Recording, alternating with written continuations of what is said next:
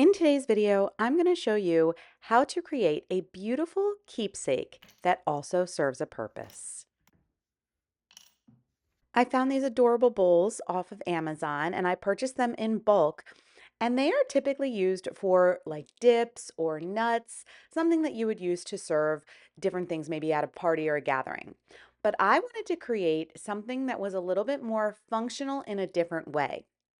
What I'm doing first is I'm grabbing some wood glue. This is Gorilla Wood Glue, and I am going to glue two of the dishes together, two of these little bowls together.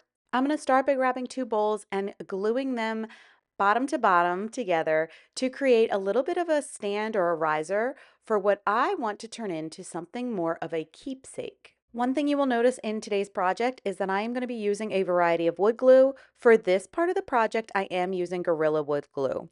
The purpose of this is that I want to get a really strong hold between those bowls, and these bowls are natural. They have not been finished or painted or anything in any way yet, which is the best way to use this glue. When I'm doing other projects where things may be painted or I'm using different surface types, I do use a different type of glue, and you will see that a little later in this video. Now that Gorilla Wood glue does take several hours to dry, so I am coming back several hours later, it might have been the next day, and I'm grabbing some air dry clay. This is IOD air dry clay, but I also used DOS air dry clay for this project. Either one will work. You want to make sure that when you are using a mold, this is an IOD mold, you are dusting your mold with cornstarch first to make it easier to get that casting out of your mold when you are ready. I'm going to go ahead and push that clay into the mold and then very slowly peel it out of the mold so that I can keep the entire casting intact.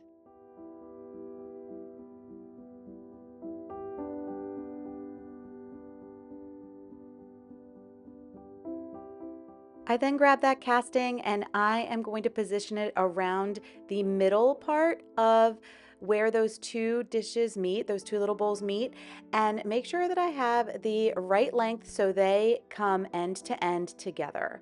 We will be putting something in front of this, so it's not really a concern of mine how nice or not nice that part looks.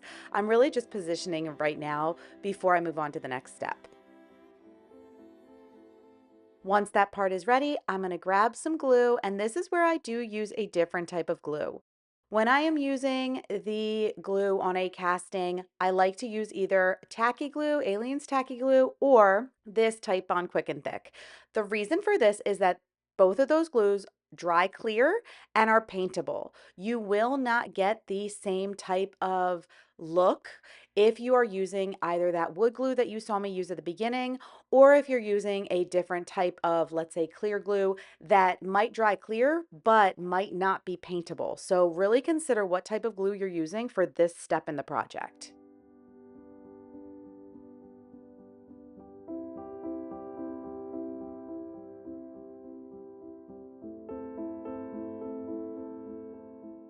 One of my favorite things about this keepsake holder that I'm creating is that I really can embellish it in so many different ways. And using a variety of things that you have in your stash, you could do the same.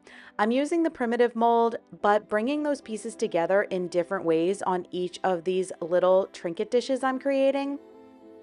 Some other molds I used were the Blossom mold, the Wild Berries mold by IOD, the Virides mold, which is one of my favorite molds to use, and then Victoriana, which is one of the newest IOD molds from the limited holiday release.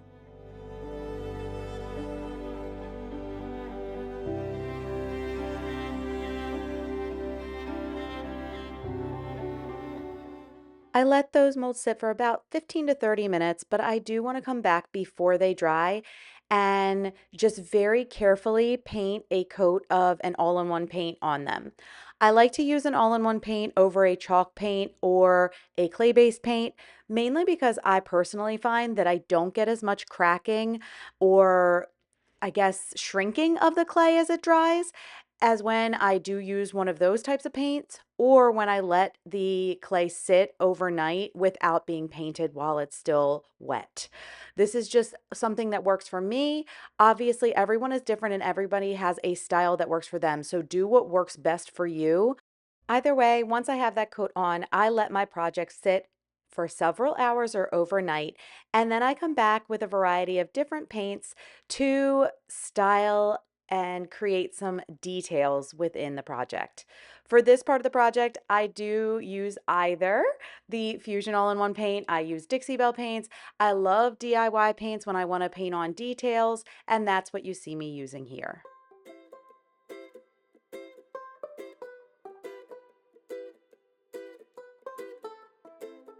For this project, I do start out by painting on the bigger parts of the trinket dish, but then I come back with those tiny details later on using a very, very, very tiny little artist brush. This allows me to get into all those details and really keeps it as careful as possible from getting back onto the other paint that is underneath. If this is more challenging for you, then I would suggest sealing the paint as you work through each layer of this project prior to painting on the next step. That will allow you to wipe back any paint that you might have gotten over onto the base color. Once everything is dry, you do need to seal that paint, and I'm using a clear gloss paint because I really want that glossy finish for two reasons. One, because I do think it'll look really nice with this type of project, but also that clear gloss is a little bit easier to wipe down. It doesn't have as much of a potential for like smudging or nicking, and that's my personal opinion. I'm not exactly sure if that's actually the case. Comment below if you feel the same way. Once that sealer has fully dried, I am coming back with my paint and I'm going to be doing some additional details on each of these little dishes. I really am just doing tiny little dots. I want them to be in a little bit of a flower pattern. So I do the dot in the middle, one on top, bottom, to the side, and then around the in between, I guess, those other dots. That's just a little embellishment that I like to create. Please figure out a style that works for you and find a way to make these unique for yourself or for whoever you may be selling to or gifting for. Once I finish this step and let everything dry, I do seal my entire project again, really giving it a sturdy and durable finish. I absolutely love these trinket dishes because they are very easy to create in bulk. They are so much fun because you can do so many things. It is so versatile.